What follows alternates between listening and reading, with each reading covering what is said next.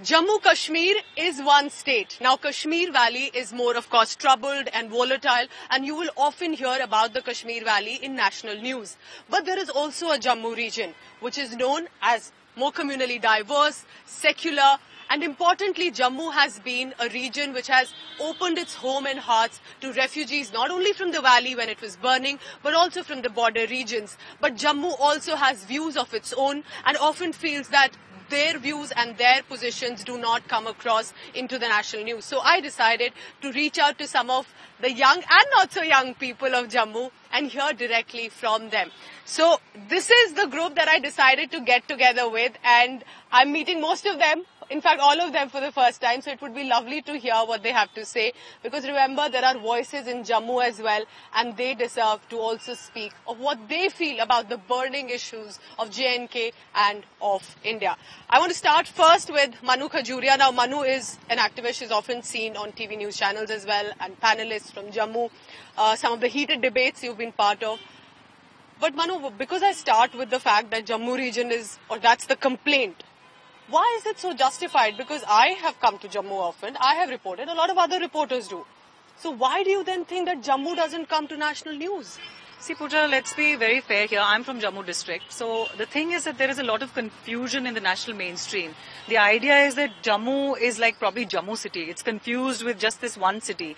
And then Kashmir Valley is the dominant area which sort of holds the sway in debates and discussions, and people are so unaware about Jammu. I am very sure that they have no idea that it has 10 districts. Very few people have an idea that most of the international border and the LOC runs through actually Jammu region and not the Kashmir Valley. It's a very little part of LOC which is in the valley. So issues of infiltration, issues of cross-border, violations, ceasefire violations, issues of development are limited to, the discussion is limited to Kashmir, and it's not seen from Jammu's perspective, whereas it is the area which is suffering the most. It is the larger area. But Manu, many would say that Kashmir, because it's troubled, because there are constantly death and bloodshed that's happening, that it deserves special attention, and that because there are lives that are getting lost on a daily basis, that's why it gets the attention that it so deserves. Pooja, the counter to this is that being nationalistic or being somebody who is obeying all the the rules and the laws and working within the framework of the constitution doesn't mean you will ignore an area, because Jammu and the 10 districts, they are underdeveloped. There is a lot of potential, but it hasn't been looked into. People in Poonch and Rajouri are suffering. Even in Jammu, if you see in Jammu district also, unemployment amongst the youth is a big issue. So all these issues do not come to the forefront, and the first and foremost thing is that Jammu is the bastion, the only standing bastion of pluralism and tolerance and of secularism. This is the most cosmopolitan area in the entire state. You're saying there are issues in Jammu as well, if not directly how Kashmir currently is facing. Okay, now I want to talk about border violations. I was there in Naushera. I went to several other border areas as well, and the condition was terrible. The manner in which those residents have to live each day with shelling and mortar shells falling near their homes, and for them to brace it, it's unbelievable, and hats off to them. And now I am joined by these two young men who are from Poonch area. आप भी पुंछ से या रजौरी से? रजौरी से. So Rajouri and Poonch. Constantly, don't you hear about Rajouri and Poonch ceasefire violations taking place in those districts? Today as well, in Poonch, 2 civilians received injuries. बताइए यहाँ पे कितना problem रहता है in Rajouri and Poonch in your districts? Why are you in the city? Have you come for some work or studying?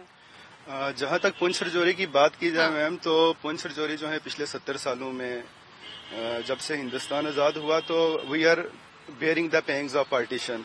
कोई दिन ऐसा नहीं होता या कोई महीना ऐसा नहीं गुजरता कि वहाँ सीज फायर वायलेशन ना हुई हो. और जहाँ तक सीज फायर वायलेशन का ताल्लुक है, तो people are living under the shadows of gun, they are living under the shadows of mortars and shells. तो काफी अरसा ये चलता रहा. तकरीबन पिछले 2-4-6 सालों में थोड़ा सा एक किस्म का, जब 2003 का सीज फायर एग्रीमेंट हुआ था तो उसके बाद थोड़ी सिचुएशन बदली थी, लेकिन पिछले काफी सालों से 6-7 सालों से दोबारा जो है इंटेंसिटी जो है इसकी डबल होती जा रही है, इंटेंसिफाई होती जा रही है सिचुएशन. आपने देखा होगा कि हर साल जो है हम 1000 से 1500 बार एक्सचेंज करते हैं फायरिंग एक दूसरे को.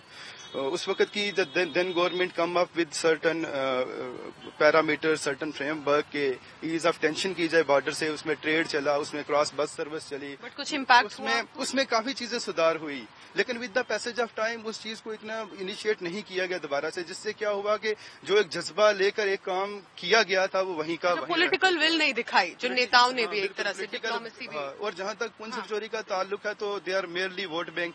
अच्छा, मेयरली वोट बैंक, तो उनको खाली वोट ही देना। आप यकीन करें कि 70 साल हो गए हिंदुस्तान को आजाद हुए, जिस इलाके में एक यूनिवर्सिटी नहीं है, there you can better measure the fact के how much develop those districts are. वो सिर्फ ऊपर वाले के भरोसे चल रही हैं। पुंछ के हिंदू और राजौरी के इसलिए जिंदा हैं क्योंकि वहाँ नगाली साहब है, अपना बुड्ढा अमरनाथ जी हैं, वहां से इंस्पिरेशन लेते हैं। मुसलमान इसलिए जिंदा है क्योंकि वहां साईं मीरा बख्श इलाही और बाबा गुलाम शाह बादशाह की शराइन से।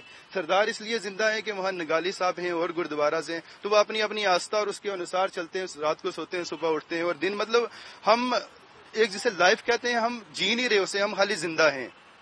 आप पिछले दिनों आपने देखा होगा जब इंडिया पाकिस्तान में जब एक बॉयल पर था पूरा, और आपने देखा होगा उसमें उस सिचुएशन को कि जंग के आसार बन गए, पूरा कंट्री, पूरा सब कॉन्टिनेंट उसमें इन्वॉल्व हुआ। सफर कौन करेगा? जंग के बादल छट गए, सारे लोग नॉर्मल हो गए, लेकिन पुंछ राजौरी हर दिन, जैसे आपने कहा यू योरसेल्फ हैव टोल्ड के आज भी 2 कैजुअलिटीज हुई हैं। पिछले दिनों आपने देखा 25 साल का एक फौजी था उधमपुर का, वो शहीद हो गया यहाँ नशहरा सेक्टर में। उससे पहले भी मतलब आज की बात है, आज दिन हमारे लिए। तो आप राजौरी से जब जम्मू सिटी आते हैं तो क्यों आते हैं? क्या जरूरत पड़ती है काम के लिए या पढ़ाई के लिए भी आना पड़ जाता है? खासतौर पर तो हमें जब राजौरी से यहाँ जम्मू आना पड़ता है एजुकेशन की वजह से आना पड़ता है, तो कुछ कहीं पर अगर एम्प्लॉयमेंट हो तो जॉब्स के लिए भी आना पड़ता है। यहाँ पर देखें, जब जैसे आप बोल रहे हो कि बॉर्डर इश्यूज वगैरह हैं, बॉर्डर इशू हमारी राजौरी पे तो काफी सालों से चलता आ रहा है। अब सेंटर में जब भी जैसे कोई अभी रिसेंटली आप जब ये एयर स्ट्राइक की बात हुई, एयर स्ट्राइक तो हो गई, सफर कौन करता रहा? राजौरी पुंछ वाले। अब बालाकोट में बताया गया कि वहां पर एयर स्ट्राइक की गई। जब वहां पर एयर स्ट्राइक हुई उसके बाद सबसे ज्यादा नुकसान जो हुआ वो वहां के लोकल्स को हुआ, क्योंकि वहां पर 4-4, 5-5 दिन तक स्कूल ऑफ रहते हैं। हमारे जो बच्चे स्कूल पढ़ते होते हैं उनको रात को सोते हैं, सुबह पता भी नहीं होता कि हम स्कूल जाएंगे या नहीं जाएंगे।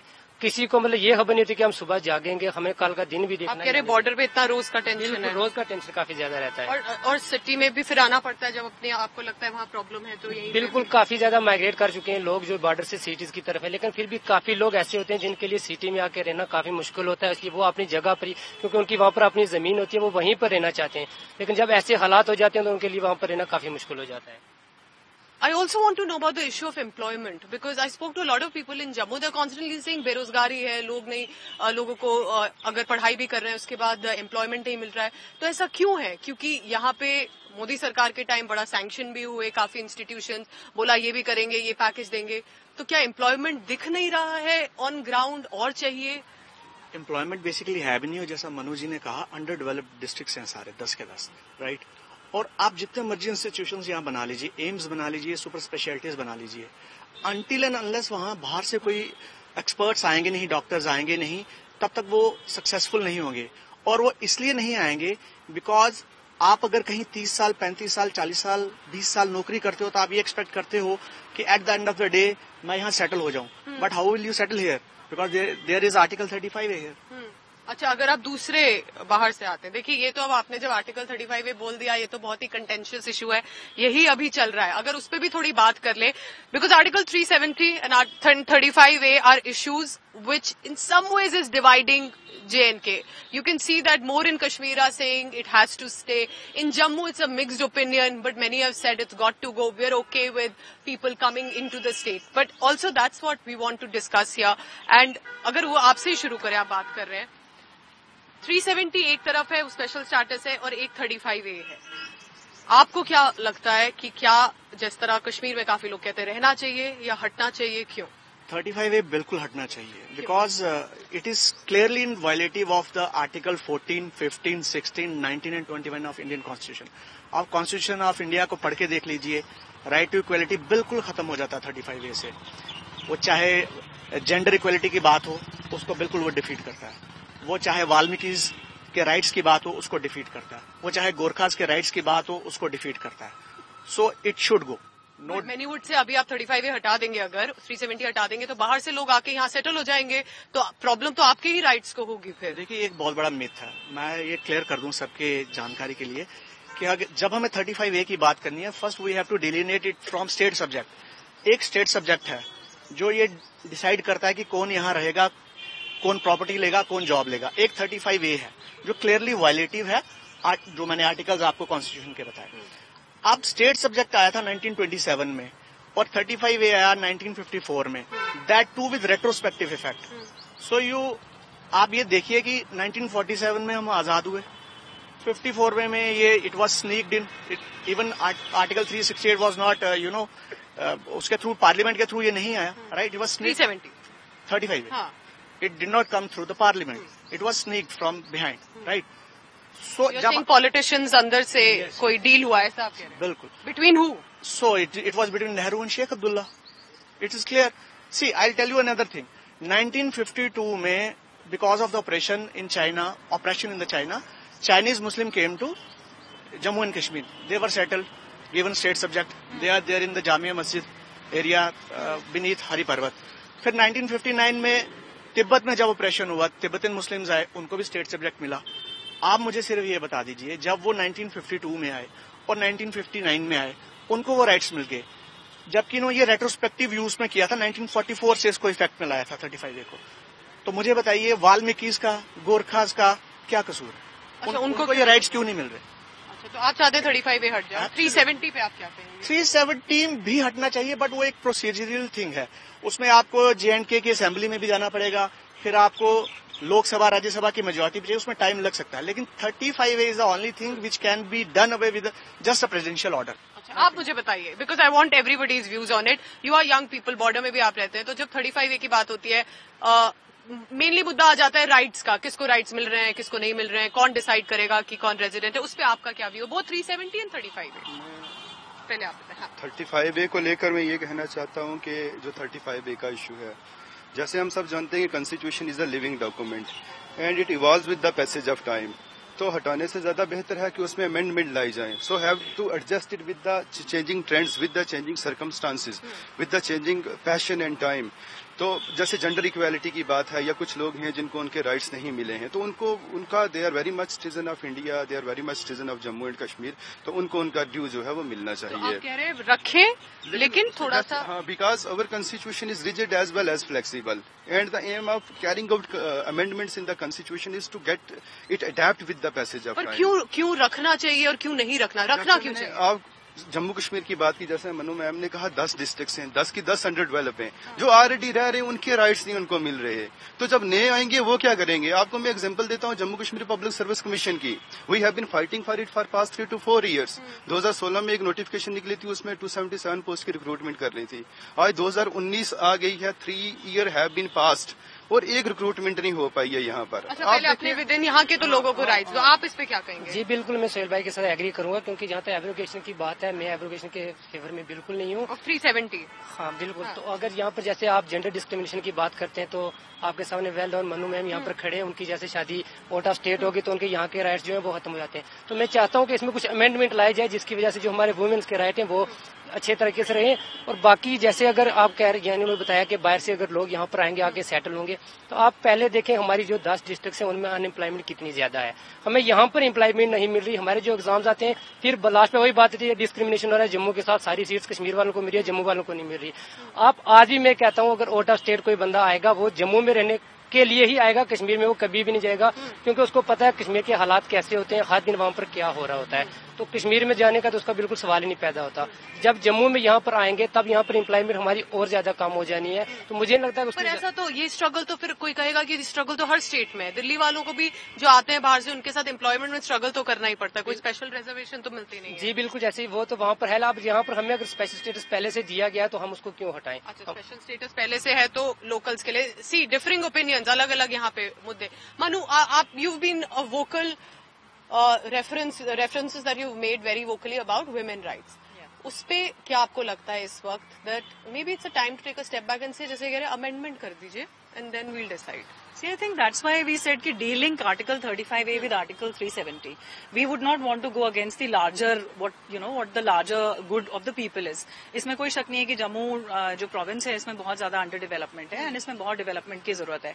एक डेफिनेटली एक पैरानोया है लोगों में कि अगर ये खुल जाता है, बाहर से लोग आएंगे, जमीनें लेंगे, तो ये सारी राइट्स को प्रोटेक्ट किया जा सकता है। एंड इसीलिए That is a separate discussion. Whenever I have talked about Article 35A, which directly is defining, as Ashwini ji said, कि यहाँ का state subject किसको होना चाहिए. So जब हम कहते हैं बाहर वाला, so how does your daughter become बाहर वाली? मतलब if she marries outside, the second she marries, you are going back. It's so regressive in nature कि आप 1914 का जो एक global practice था, domicile and matrimonial act जो था, उसके हिसाब से आप कह रहे हैं कि अब वो लड़की हमारी नहीं है. So you throw her out. We have so many cases of women who have lost their husbands, who have married outside, who have come back, and or who live with the fear कि कहीं कुछ husband को हो गया, and if they want to come back, then she has no rights. Her children have no rights. ऐसा भी कुछ था that court ने कुछ कहा था, I think High Court ने that 2002 की legislation के हिसाब से I have a state subject. Like I have married outside, so I have a state subject. I have a right to property. But what is that property of use to me really if I can't pass it on to my children? My children don't have state subject rights, and after all they are, if you know, अगर हम बिल्कुल ही regressive language में बात करते हैं तो वो तो आधे डोगरा है ना, मेरे बच्चे आधे तो जम्मू के हैं. Culturally they are being brought up in that manner, and आप कह रहे हैं उनको अब property rights, बच्चों को property rights नहीं मिलते. तो उस property का फायदा क्या? मेरे पास जमीन है यहाँ पर, but I can't pass it on to my children. So you are actually saying that any girl who is marrying outside the state, and on the other hand you have a Sajjad Lone who's got a Pakistani wife, you have Omar Abdullah who was married to a non-state subject, you have Farooq Abdullah who married a British woman and living happily. So their children got the domicile status. So why are you punishing my children? अच्छा देखिए ये because women are saying that if we marry out it becomes a problem for us. आइए आपसे भी अब view ले लेते हैं. अभी ये hot topic है 370-35A और political काफी लोग इस पे बात भी नहीं करना चाहते हैं, थोड़ा apprehension होता है. लेकिन आप क्या मानते हैं कि special status रुकना चाहिए या अगर हटोगे आप 70 साल हो गया move out करिए, बाहर से जब आएंगे इन्वेस्टमेंट तभी तो जम्मू में डेवलपमेंट होगा. आप डेवलपमेंट भी चाहिए लेकिन स्टेटस भी नहीं हटाना है, 35A भी नहीं हटाना है. एक्चुअली मैं इसके बारे में ये कहना चाहूंगा कि एक्चुअली हमारा पूरा मीडिया और हमारा पूरा देश एक्चुअली जो अभी देख रहा है वो एक 15% लोगों की आवाज को देख रहा है. तो मैं यहाँ पर कहूंगा कि शिफ्ट 65, क्योंकि एक्चुअली अगर आप लद्दाख देखें और जो जम्मू देखें, अगर इन दोनों क्षेत्रों को मिला लें तो that is composed of 65% of the voice. अब मैं ये कहना चाहता हूं कि आप यहाँ पर एम्प्लॉयमेंट का सिनेरियो देख लीजिए, आप लोगों के लिए अपॉर्चुनिटीज देख लीजिए, जो कि अगर आपके 3 बच्चे हैं और 3 बच्चों में से एक चिल्ला रहा है और रोज कुछ ना कुछ बोलता है और पूरा मीडिया और पूरा देश मतलब पूरा तंत्र उनकी आवाज को सुनने के लिए भागता है. आप ये सोचिए आप कितना लूज आउट कर रहे हो. You are losing out on 65% of the people जो कि जिनका कोई दारोमदार नहीं है, जिनके की कोई आवाज नहीं है और जिनको कोई सुनना नहीं चाहता. अगर आप ये शिफ्ट कर रहे हैं, शिफ्ट 65, अगर आप यहाँ पर स्कूल्स बनाएं, यूनिवर्सिटीज बनाएं और यहाँ पर अपॉर्चुनिटीज दें, तो ये जो यूथ होगा ये एंगेज होगा मतलब इन एक्टिविटीज में. आप चाहते हैं ये हटे स्टेटस और बाहर से आए, डेवलपमेंट आए, इन्वेस्टमेंट आए. एग्जैक्टली 35A जो है वो बड़ा ही एक्चुअली कंट्रोवर्शियल है इन अ सेंस, और लोगों के राइट्स जो होते हैं कॉम्प्रोमाइज होते हैं, इसलिए इट हैज टू गो. आपको क्या लगता है कि अगर इन्वेस्टमेंट चाहिए, लोग भी आएंगे, अगर रहेंगे भी कुछ, तो इतना इम्पैक्ट पड़ेगा यहाँ के रेजिडेंट्स पे या बहुत प्रोटेक्टिव होना जरूरी है अभी जम्मू के लोगों को? डेफिनेटली पड़ेगा मैम, बिकॉज देखो आप आज जम्मू का यूथ अगर आप एक सर्वे भी करोगे तो जम्मू का youth all over India, all over world इस टाइम पे गया हुआ है पढ़ने के लिए. उसके बाद they are settled over, they are job कर रहे हैं जस्ट बिकॉज यहाँ पे उनके लिए अपॉर्चुनिटीज नहीं है. And in comparison to Kashmir you see any government administration का एडमिशन या recruitment you see 70 to 80% people are from Kashmir. Jammu के यूथ को कोई पूछता नहीं है. एंड इट लुक्स लाइक तो किसकी गलती है इसमें? किसने प्लान्ड एजेंडा?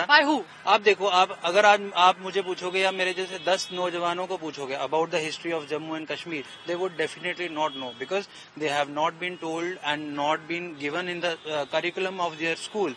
तो आपको जब शिवाजी के बारे में पढ़ाया गया, महाराणा प्रताप के बारे में पढ़ाया गया, so why we have not been told about Maharaja Gulab Singh, general Zorawar Singh, जिन्होंने हमारी इस पूरी जम्मू कश्मीर की रियासत को सींचा अपने खून पसीने से.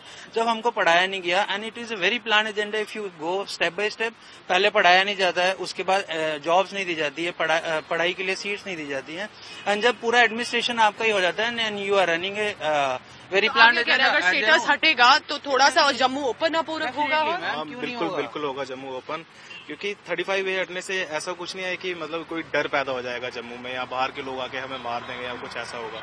इससे अगर बाहर के लोग आएंगे और कुछ अच्छे जो आएंगे अगर यहाँ पे बिजनेस डेवलपमेंट करते हैं तो इससे डेफिनेटली एम्प्लॉयमेंट बढ़ेगी हमारी जम्मू एंड कश्मीर में। और क्योंकि आगे हमारे जैसे 10 डिस्ट्रिक्ट हैं जम्मू एंड कश्मीर में और सारी अंडर डेवलप्ड है। जैसे मैं अपने गांव से बिलोंग करता हूँ, अखनूर के पास में वहाँ पे रहता हूँ। जैसे वहाँ पे स्कूल है काफी ऊपर जाके, आपने सुना नहीं होगा, गरोटे ऐसे वहाँ पे ऐसे थाने हैं, वो मतलब वहाँ पे गाड़ी पहुँचती ही नहीं है अभी, मतलब वहाँ पे रास्ते ही नहीं बने हुए हैं, डेवलपमेंट बिल्कुल नहीं है। हाँ मतलब और हाँ इसकी वजह से मतलब बच्चे वहाँ पे मतलब 2 घंटे उनको पैदल वहाँ पे लग जाते हैं जाने के लिए, पढ़ने के लिए। तो वहाँ पे टीचर तो डेफिनेटली कैसे आएगा अगर मतलब फिर बच्चे हफ्ते में 2 बार टीचर आएगा, ऐसे करके तो हमारे बच्चे मतलब यहाँ के जम्मू के पढ़ ही नहीं पाएंगे बिल्कुल। और पूजा जी आप ये भी गौर फरमाने वाली बात है कि आप ये देखिए 2 जगह पर इलेक्शंस होते हैं और जम्मू डिस्ट्रिक्ट और कश्मीर में, और वहां से जो वोटिंग परसेंटेज आती है वो 32% आती है और यहाँ से 72%। कल 72 आई है जम्मू रीजन से इंक्लूडिंग बॉर्डर। तो अब मेरे को बताइए, इजंट इट एनकरेजिंग? और why people are not focusing on that area? Who is giving them encouragement? Like this is a bright spot जहां पर मतलब एक्चुअली पूरे देश को देखना चाहिए कि ये 72% कौन है। अभी ये 82 हो सकता था अगर यहाँ का यूथ जो कि यहाँ पर नहीं है वो बाहर काम कर रहा है कहीं दिल्ली, बॉम्बे या फिर किसी ऐसी जगह पर, ये 82% हो सकता था। लेकिन it's important because we cheer when a troubled valley region comes out even for 30% and sometimes even for 5%, and we say that it's a huge deal, which it is. Obviously it is. It is of course a reference to democracy, but with Jammu that gives you 70%. Why would you ignore that and treat as normal? That's a very good point that has come from this gentleman. Before we move on to other issues, many would say outside J&K that from the state they can come and stay anywhere, they can do what they want, they can use the kind of job that they want to get into, which is of course on merit, but they're still more free to do it. Why shouldn't people from other states come to J&K and have the same opportunities if they want? See, I just want to reiterate once again. So we are in favor of a stronger domicile, but we are especially against Article 35A. What does that difference mean? So difference I'll again reiterate. See, if you have a strong domicile in Himachal, right? But at the same time, Gandhis can buy a property. They can build a mansion there. Priyanka Gandhi can build. Sonia Gandhi can build in Shimla, near to Shimla. They have a mansion there, na? Now just tell me, if they have not acquired it legally, तो क्या कोई पीछे से कुछ deal हुई थी क्या? Where do they have a mansion? They go for their summer retreat in near to Shimla, na? They have built house. But काफी हिमाचल प्रदेश में it's not easy to buy houses. I mean, otherwise also for regular. It's difficult to buy a house or make it difficult to get a job in Jammu and Kashmir, but at least make it available. Let's have a procedure to follow. Let's have a 10-year, 20-year stay time. Why not? Why would professionals come here? Why would specialists from AIIMS, doctors, engineers and lawyers, why would they come here? Okay. So these are the voices on some bold, contentious issues. Important to listen to Jammu as well. But I want to end on a more lighter note. थोड़ा कुछ मजे में बात करते हैं. जम्मू कोई आएगा, बाहर वाले को जम्मू जब बुलाते हैं तो क्यों आए? देखिए, कश्मीर में डल लेक है, कश्मीर में पहाड़ है इतना और काफी कुछ एक क्विजीन है खाने को. तो जम्मू में लोगों को लगता है सिर्फ माता वैष्णो देवी का मंदिर है और तो कहीं जाने की जगह नहीं. तो कोई रेफरेंसेस हमें बताइए, कहीं जब बाहर से कोई आएगा, what is so special about Jammu? Jammu, I mean this is very good question Pooja, because हमने अभी बड़ी लड़ाई की ताकि जम्मू टूरिज्म का अपना एक सोशल मीडिया अकाउंट रहे, and we manage to get it.